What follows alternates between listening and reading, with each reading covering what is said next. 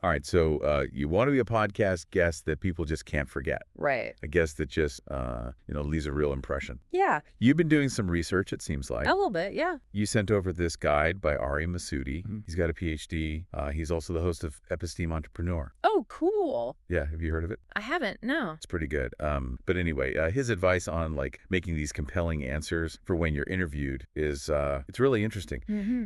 I especially liked what he had to say about the question, tell us about your journey. Right.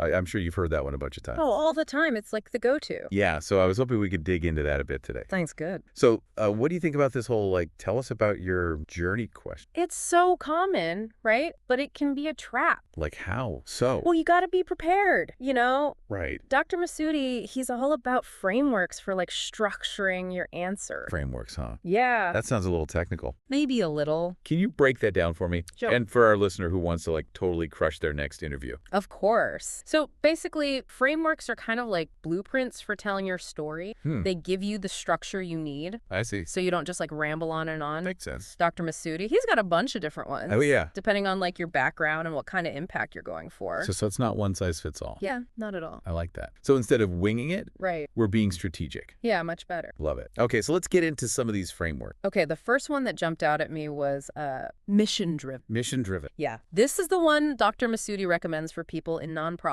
or education. Makes sense. It's all about showing you're dedicated to like a cause. Yeah, like people in those fields, they're usually super passionate, right? Definitely. Driven by a sense of purpose. So how do they translate all that into a podcast story that people actually want to hear? Well, the first step is to paint a picture of the problem you tackle. So like instead of just saying I work for a nonprofit, Right. you'd give a specific example. Exactly. Hi. Like, let's say you're trying to boost literacy rates. Okay. You could start with something like, I remember going to this local elementary school and seeing all the kids struggling to read. It just broke my heart. That's way more powerful than just like a job title, right? Totally. You establish the why behind your work. Exactly. Okay, I'm with you so far. So we've got the problem laid out. What's next? The next step is about finding people who think like you do. Right. Like-minded individuals. So you're not alone in this. Right. Right. Yeah, there are other people fighting the good fight. Makes sense. But how you tell that part of the story, I guess that's important too.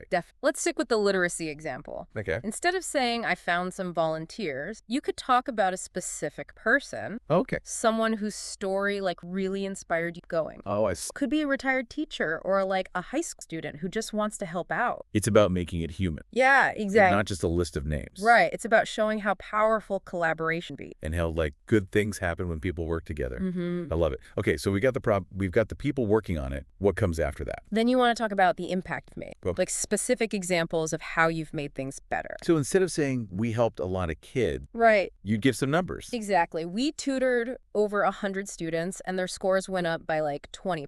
Okay, I see. That kind of thing makes your story more believable. More concrete, yeah. And people remember those tales. It shows you're not all talk. Right. You're actually out there making things happen. Exactly. Okay, so this framework is really starting to take shape. Yeah. It's not just bragging, it's connecting the dots for the listener.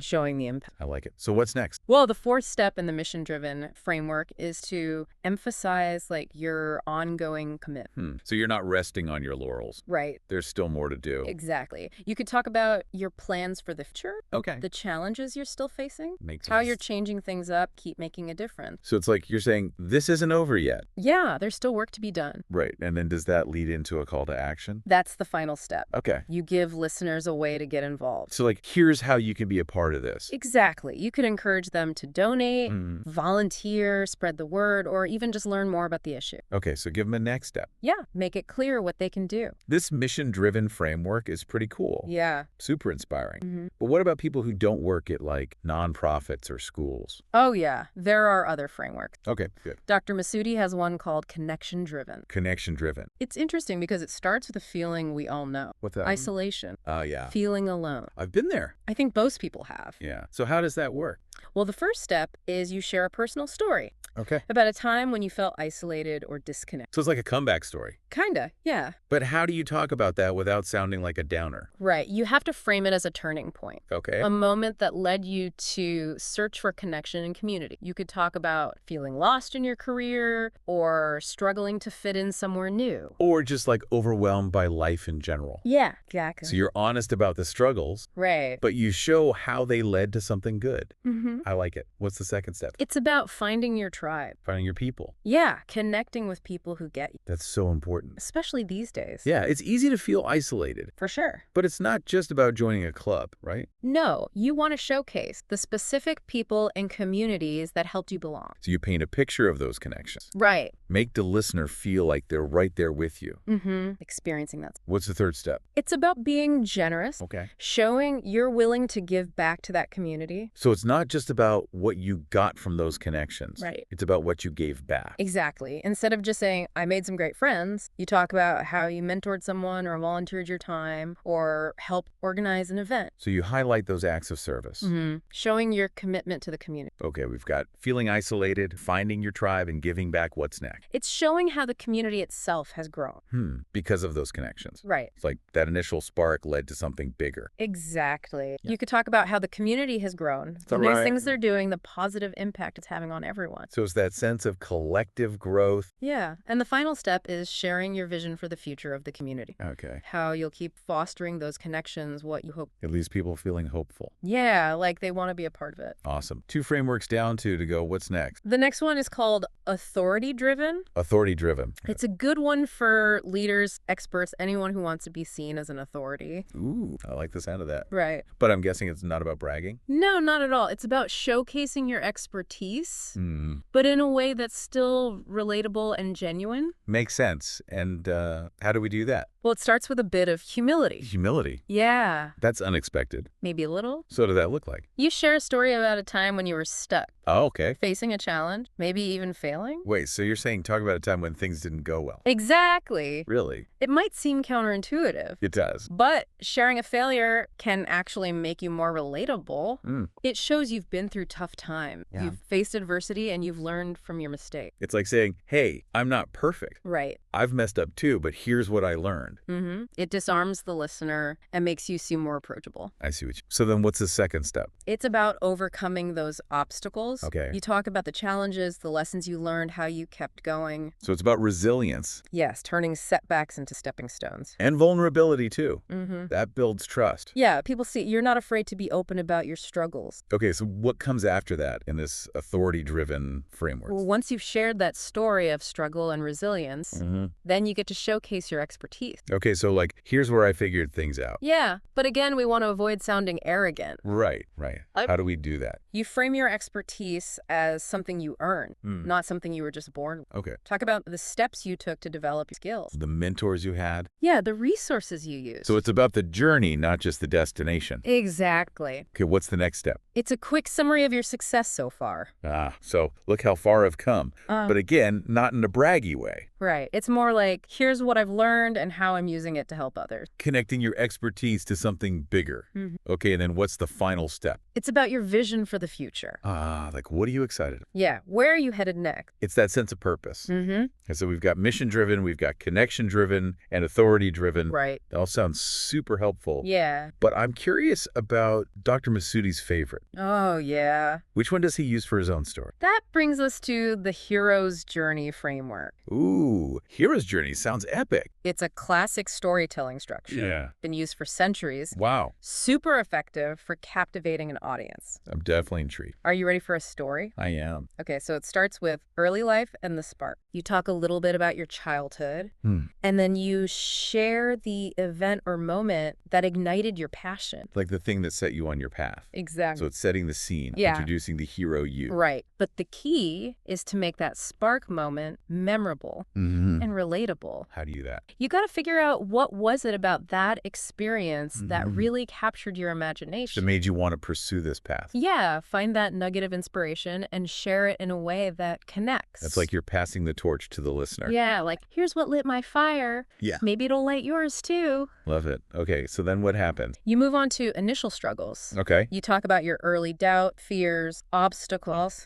So even heroes face challenges. Everyone does. Right, they don't just magically succeed. No, it's about that initial resistance. It's Yeah. moments of doubt. We all have them when we're starting out. So how do you make that part of the story interesting? You focus on how you overcame those challenges. Okay. Did you have a mentor who gave you a pep talk? Mm-hmm. Did you find a resource that helped you? I see. Or did you just refuse to give up, Right. even when it felt impossible? So you show that grit and determination. Yeah, that's essential for any hero's journey. Okay, what's next? Then comes committing to the journey. Ooh, I like where this is going. You describe the moment when you fully embraced your path, Mm-hmm. when you took that first big step. So what kind of big step are we talking about? Could be anything. Like launching a business? Yeah. Quitting a job? Mm-hmm. Finally finishing that project you've been putting off? Could be any of those, or something completely different. Right. The important thing is it's a decisive moment, Okay. a point of no return. You're all in. Exactly. Okay, I'm feeling the momentum building here. Are you ready for more? Bring it on. All right, so naturally, there are more challenges ahead. Of course. This part of the framework is called navigating challenge. It's about the obstacles you faced, the people who supported you and the people who doubted you. So like the hero is tested. Mm-hmm. Their resolve is strengthened. They Right. face adversity but keep pushing forward. Exactly. But how do you make that part of the story engaging? You pick the challenges that really mattered, Oh. the ones that illustrate a key turning point. So not every single obstacle. No, just the ones that really tested you. The ones that forced you to grow. Yeah, and it's not just about listing the challenges. It's Mhm. about showing how you overcame them. Yeah. What strategies did you use? What resources did you tap into? Who helped you along the way? Right. It's all about showcasing your problem-solving skills, your resilience. Your ability to ask for help. Mm-hmm. Okay, I like it. And then what happened? Then we reach the climax of the hero's journey,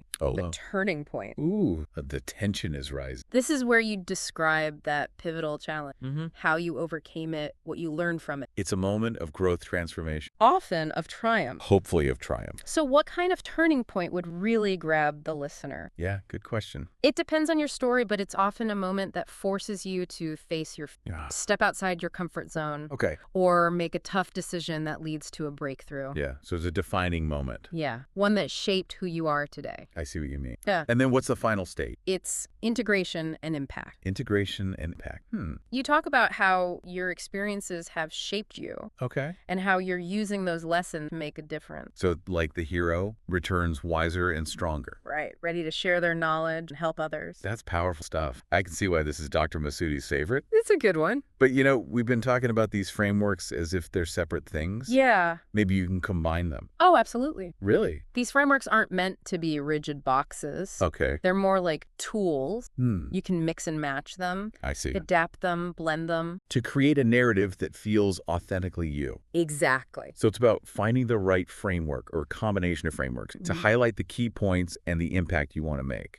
Being strategic and intentional with your story. I love it. Okay, this is also helpful. Good. But Dr. Masudi also talks about something called punchlines. Oh, yeah. What are those and how do they fit into all this? So punchlines are basically a way to distill your key insights into these memorable sound bites. Okay. Think of them like little nuggets of wisdom that listeners will take away from the conversation. So you want your key points to really stick with people. Exactly, even after the episode's over. Makes sense. Huh? So how do you craft a good punchline? Well, Dr. Masudi breaks it down into 4 steps. Okay, let's hear them. The first step is to differentiate. Differentiate. Okay. You need a phrase that sets stage for your main point, something that piques the listener's interest. Like a verbal hook. Yeah, Make them think, wait, what? Or tell me more. Exactly. Okay, so how do you do that? Could be a rhetorical question, Okay. a surprising statement, or even something that challenges a common belief. So like if you were talking about the importance of lifelong learning, Yeah. you might start by saying something like, you know, people often say you can't teach an old dog do tricks, but I think that's a loaded word. Right. You get the idea. I do. You've challenged an assumption, and now I want to hear what you have to say. Okay, I like it. Yeah. So we've differentiated, we've got their attention. What's next? The next step is to build anticipation. Okay. You use a phrase that signals that something important is coming. It's like a drum roll. Right. Okay, give me an example. Here's the thing. Okay. Or, and this is what I realized, I do. those kinds of phrases tell the listener to pay attention Okay. because something big is about to be revealed. Okay, so we've differentiated, we've built anticipation. Now we get to the good stuff, right? Exactly. Now you deliver the punchline itself. Okay. Clear and concise. No ramble. Nope. This is the heart of your message. Yeah. The nugget of wisdom you want listeners to remember. So it should be easy to grasp. Yeah, and easy to repeat. Makes sense. Okay. Okay, so we've differentiated, we've built anticipation, we've delivered the punchline. Yeah. What's the final step? You got to drive it home. Drive it home Yeah, you use a story, an example, or a metaphor. to illustrate the point. Right. Make it resonant. Yeah. So you take that abstract idea and you make it concrete, Exactly. make it relatable. Let's go back to the lifelong learning example. Okay. After your punchline, you could share a story about a time you learned something new, Mm-hmm. it changed your thinking or helped grow. Okay. Or you could use a metaphor like lifelong learning is like tending a garden. You have to constantly cultivate new knowledge and skills to keep your mind fertile and productive. Ooh, I like that. Right. It's like planting a seed in the listener's mind. Exactly. This is also helpful. Good. But are there different types of punchlines Oh, yeah. for different situations? Like if you're on a funny podcast versus a serious one? Right. Dr. Masudi talks about how important it is to adapt your punchlines Okay. to the specific podcast and audience. So you gotta know your audience. Yeah, be mindful of the tone and style of the show. Makes sense. So how do you actually find those perfect punchlines? Well, brainstorming is a good start, Mm-hmm. but Dr. Masudi also suggests paying attention to those aha moments in your own life. Like those sudden realizations? Yeah, those flashes of insight. Okay. They're often full of punchline potential. So you're always on the lookout. Right? Be mindful of your own experience Mm-hmm. and look for those nuggets of wisdom. Okay. And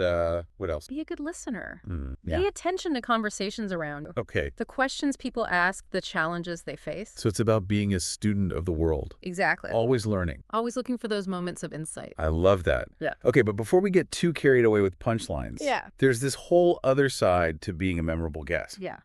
The actual delivery. Mm-hmm. Like you can have the best content in the world, Yeah. but if you're mumbling or monotone or just lacking energy, Right. it's going to fall flat. Exactly. Luckily, Dr. Masudi has some advice for this too. Okay, good. He talks about being an active listener, engaging with the host, using your voice to convey enthusiasm and passion. So it's not just what you say, No. it's how you say it. Exactly. You know, I've heard podcasts where the guest is just droning on and on Oh, yeah. in this monotone voice. It's like listening to a robot. Right. It's painful, but it doesn't have to be like that. No, at all. Our voices are powerful tools. They are. We can use them to make the listening experience more dynamic and engaging. Yeah, for sure. So how do we do that? How do we use our voices more effectively? Dr. Masudi says pay attention to your tone, your pace, and your volume. Okay. Varying those things can keep listeners hooked. So it's like punctuation for your spoken word. Yeah, exactly. You might slow down to emphasize something important or speed up to create excitement. I see. And don't be afraid to use pauses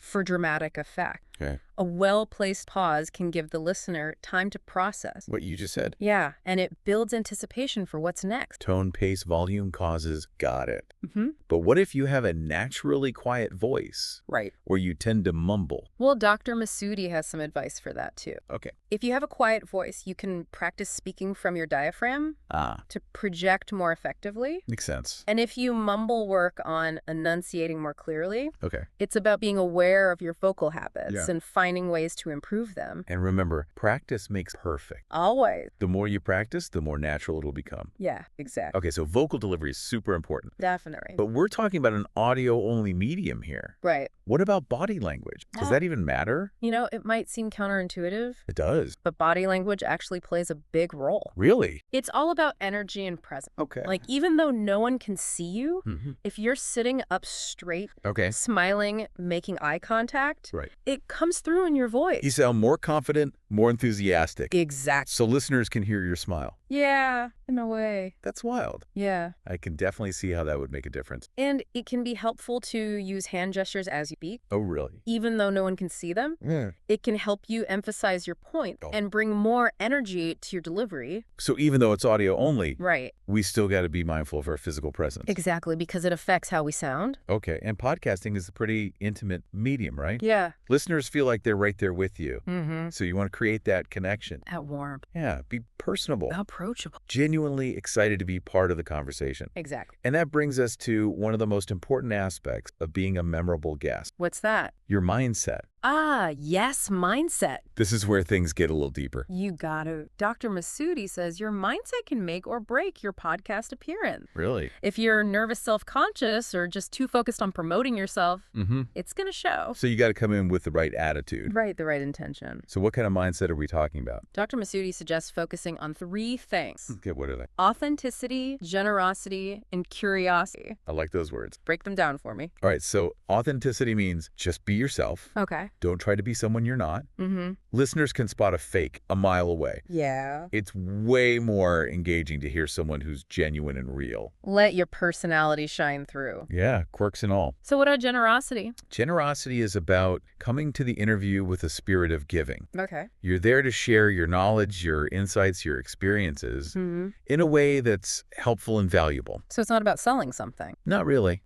Of course, if there's an organic opportunity to mention your work, that's fine. Right. But the focus should be on giving value to... Contributing to a good conversation. Exactly. I'm with you on authenticity and generosity.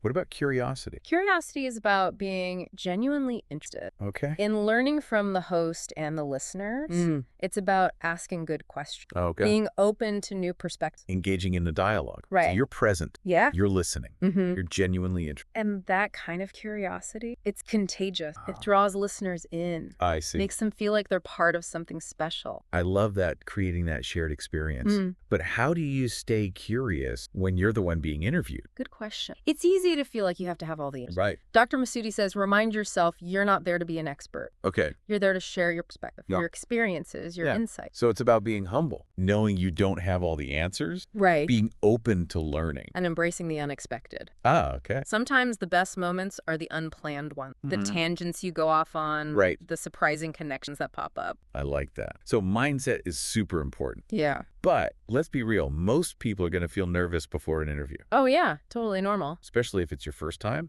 So what do you do about those pre-interview jitters? Well, Dr. Masudi has a whole section on managing nerves. Okay. And one of his biggest tips is to reframe those nerves as excitement. So instead of I'm so nervous, you think I'm so excited. Exactly. It might seem small, but it can make a big difference. Yeah, I can see that. It's about channeling that energy into something positive. Right. And also, the host wants you to do well.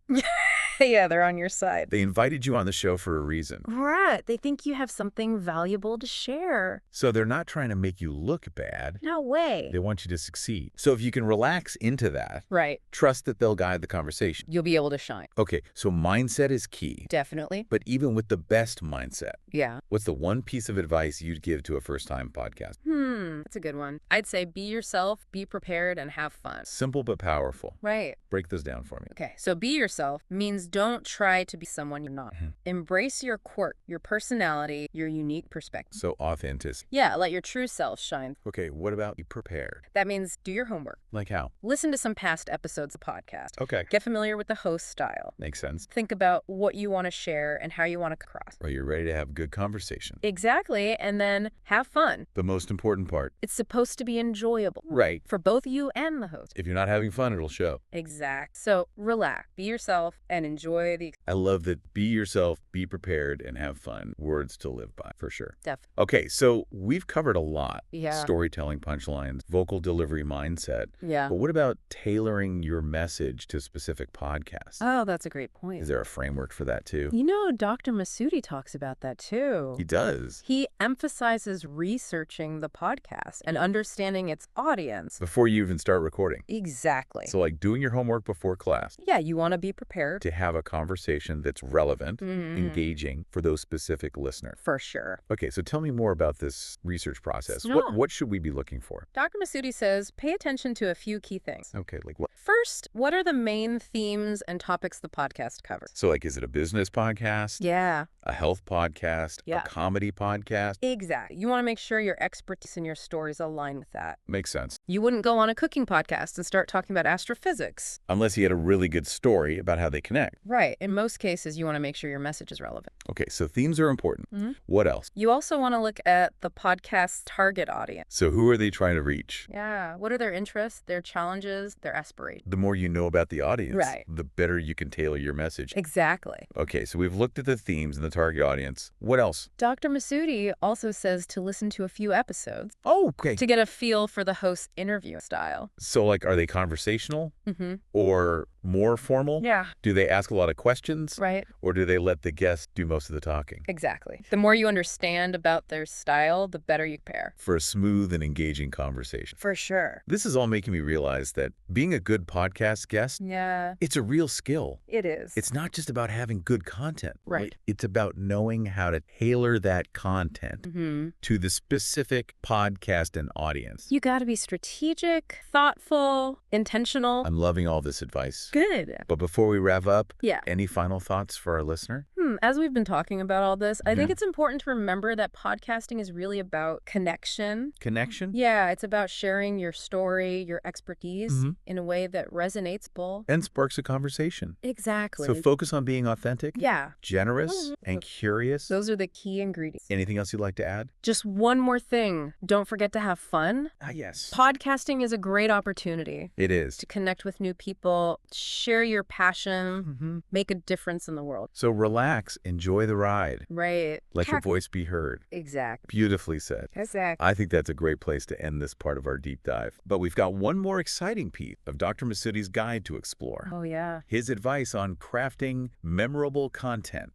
Content that sticks with listeners long after the episode is over. I'm ready for that. All right, so we're back and ready to tackle this last part of Dr. Masuti's guide. Okay. It's all about making content that sticks with listeners. Right? Like really resonate. Yeah. You know, it's one thing to tell a good story and nail your delivery. Yeah. But it's another thing to make sure your message actually has an impact. Definitely. You don't want it to just go in one ear and out there. Right. You want it to stick. Exactly. Dr. Masuti calls these sticky insights Okay. those nuggets of wisdom that stay with people long after the episode. I like it. And he's got some strategies for crafting them. Right. I'm ready. Let's hear them. So the first ingredient is clarity. Clarity. Okay. Make sure your ideas are clear, concise, easy to understand, New jargon. no rambling. I got it. You don't want to overwhelm the listener with too much information or language that's complex. You could simple. Yeah, remember, you're talking to a broad audience. Not just experts. Exactly. So meet the listener where they're at. Make sure your message is accessible. Okay. Clarity is key. But it's just the starting point. Right. What else can we do? Dr. Masuti also talks about strong language, vivid image, even a bit of humor. So it's about painting a picture with your words. Yeah. Make those insights come alive. Exact. And use examples and stories to illustrate point. Love a story. Me too. Yeah. It's like a mental shortcut, Yeah. a way to make complex ideas instantly understandable. And emotionally resonant. Right. It's like you're taking the listener on a journey. Yeah. And those stories don't have to be epic or anything. Okay. Sometimes the most powerful ones are the simple, everyday ones. The ones we can all relate to. Exactly. So we've got clarity, strong language, stories, examples. What about the actual content itself? Oh, yeah, that matters too. What kind of insights are going to stick with people? Dr. Masuti says to focus on insights that are surprising, counterintuitive, or challenge the listener's assumptions. So you give them a fresh perspective. Yeah, something that makes them think, I never thought of it that way. And you connect those insights to something relatable. Right. Something that resonates with their own life. It's not just about sharing information. No. It's about making it relevant and meaningful. I like it. Okay, so we've got our sticky insights. Yeah. We're using vivid language and stories, and we're delivering it all with energy and enthusiasm. Right. Anything else we can do to make sure that message really sticks? Dr. Masuti suggests ending with a clear call to action. The call to action. Classic marketing technique. But how does that work on a podcast? It's not about being salesy or pushy. Okay. It's about inspiring the listener. To take action. Yeah, based on what they've learned. So give them a next step. Right away to apply the insights to their own lives. It could be anything. It could. Encourage them to check out your website, Yeah. connect with you on social media, start a new project. Volunteer for a cause. Right. Make a change in their community. It's about empowering them. To take action and make a difference. Exactly. But how do you make a call to action that's both compelling and authentic? Good question. Dr. Masuti says to be specific, Okay. actionable, and relevant to the conversation. So instead of just saying, check out my website, Right. you might say, if you're interested in learning more, I've created a free resource guide that you can download. Exactly. That's much more specific and actionable. And it shows you actually care about helping them. Right. Not just promoting yourself. This is all so insightful. Good. What's your biggest takeaway takeaway from all? As we've been talking, Yeah. I keep coming back to this idea What's that? that podcasting is really about human connection. At its core. Yeah, it's about sharing your story, your It's expertise, in a way that resonates and sparks a conversation. not about following a formula or ticking boxes. It's about being present, Being authentic being genuinely interested in connecting with the host and the listeners. Exactly. If you bring that spirit of connection to your podcast appearances, Yeah. you're going to make a lasting impression. I love that. Yeah. Well, I think that's a wrap for our deep dive Okay. into becoming a memorable podcast That guest. sounds good. Thanks for joining me. That's been a pleasure. And thanks to you, listener, for diving deep with us. We hope you found this helpful and inspiring. Remember, you have a unique story to tell You have valuable insights to share. and a voice that deserves to be heard. So go out there, rock those podcast appearances. Make us proud. Until next time, happy podcasting.